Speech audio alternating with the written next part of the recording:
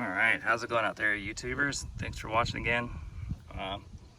This time I'm actually going to be doing a review on the gear indicator for the 2019 Honda CBR 600RR. Now I think it works actually from 13 to 2019. I'm about ready to find out. If it doesn't, I mean, it said on Amazon that it was compatible, so this is the first time I'm going to be taking this brand new bike apart, at least the fenders off and the seat and everything, and seeing how this works.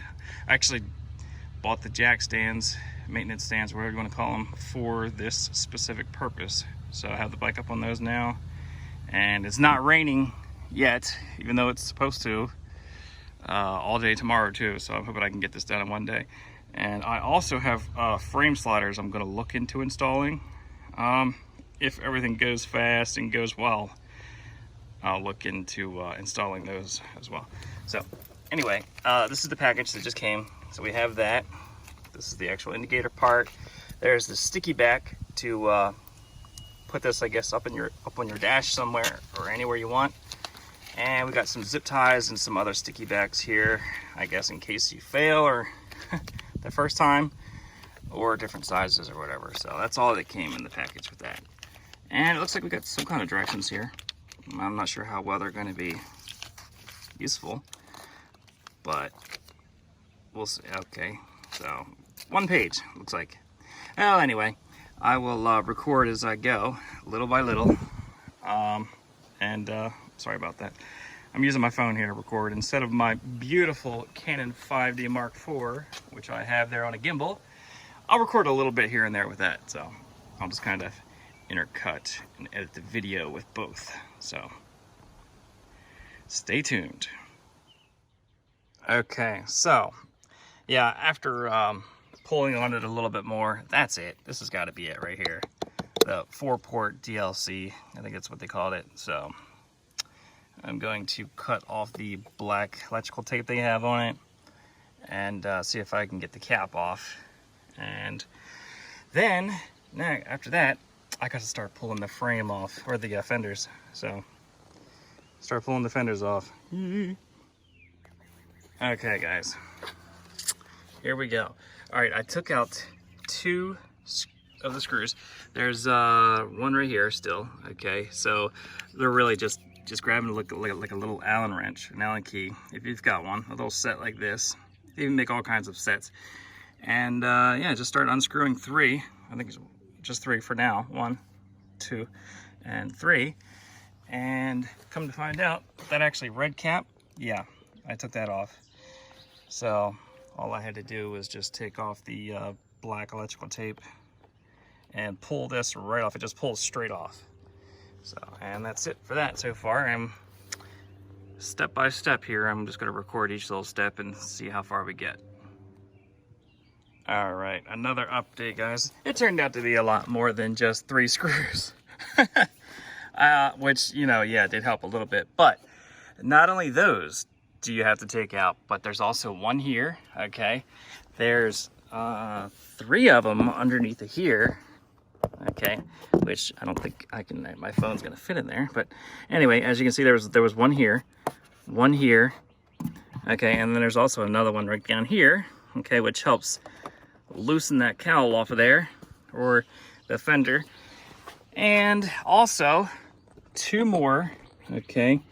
One here, obviously you can see that I've already taken it out. Come on, focus. I guess I have too many things to say. That one, and then there's another one right there. So far I had to take out all those screws.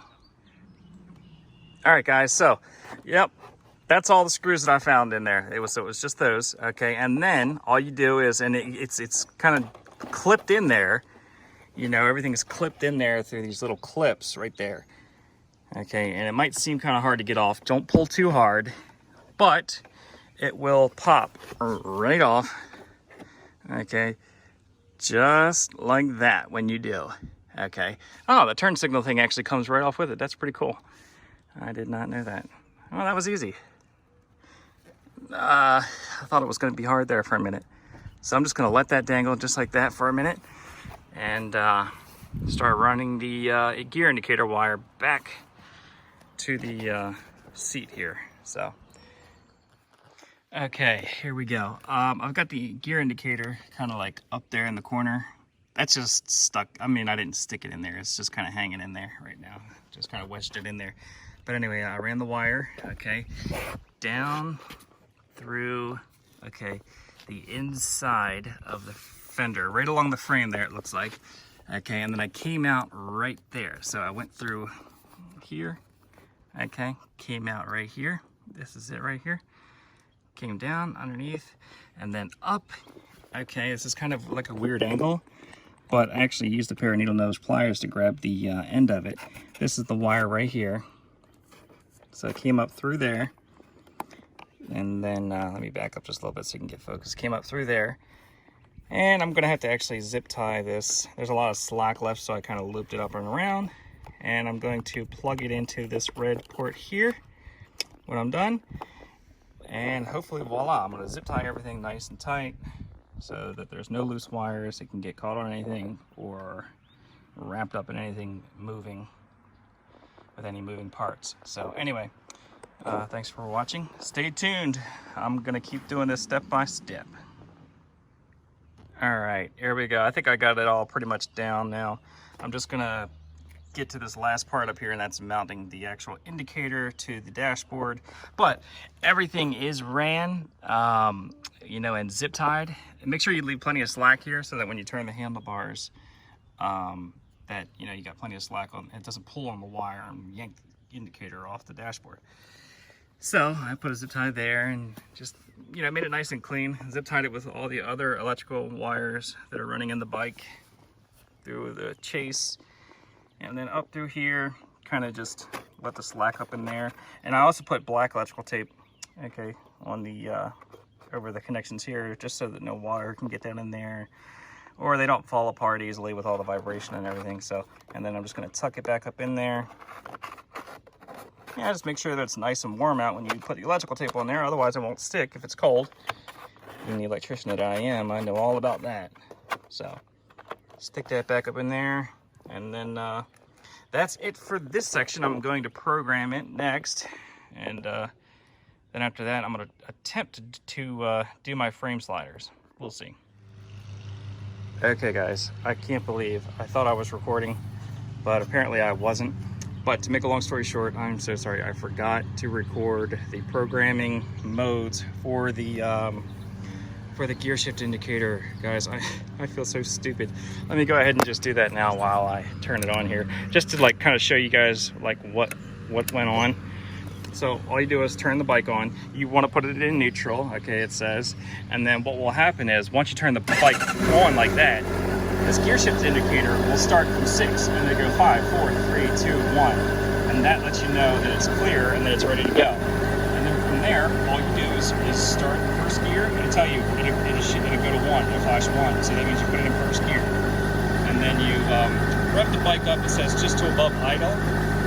And you do that, and then after 1, it won't go to neutral. It'll go to 2, 3, 4, 5, and 6. You work your way up the gears just like that. And then after it's done, it'll stop flashing, and it will just stay like a solid color in 6th gear. That's where that was the last one I left it in. And then I downshifted just to make sure, like I went through, you know, 5th, 4th, 3rd, down to neutral and first, just to make sure that it could read that it was in those gears, and it did. As soon as I let go of the clutch lever, it could read that it was in those gears. So I'm pretty sure it works. But yeah, that's it, guys. Man, I can't believe I forgot to record that because it's about ready to rain its ass off. I had to hurry up, man, and put everything back on the bike, which was a lot harder than I thought. And it really sucks I couldn't get the frame sliders on. I really wanted to, but I never would have made it because it's about ready to rain its butt off. And I never would have made it because it requires taking off the engine bolt from the frame. And I'm worried that doing that, the engine was going to shift and I would need like a jack or something to hold the engine up. I didn't know if it was going to be a big mess, but I will end up doing those, and I will make a video of that. And hopefully, you know, I'll just set up like a tripod so I don't have to worry about constantly turning the camera on and off. But Yeah, anyway, that's the gear shift indicator. I ended up mounting it right there instead of up here because I couldn't see it because of the corner of this mirror right here. So it's kind of like being right there. It was kind of hidden up underneath the mirror. I mean the windshield. So anyway, that's kind of where I went with it, and I could always move it again. I would just have to. There's a sticky back, double-sided tape on the back of that, so I would just have to remove it. But that's awesome, man.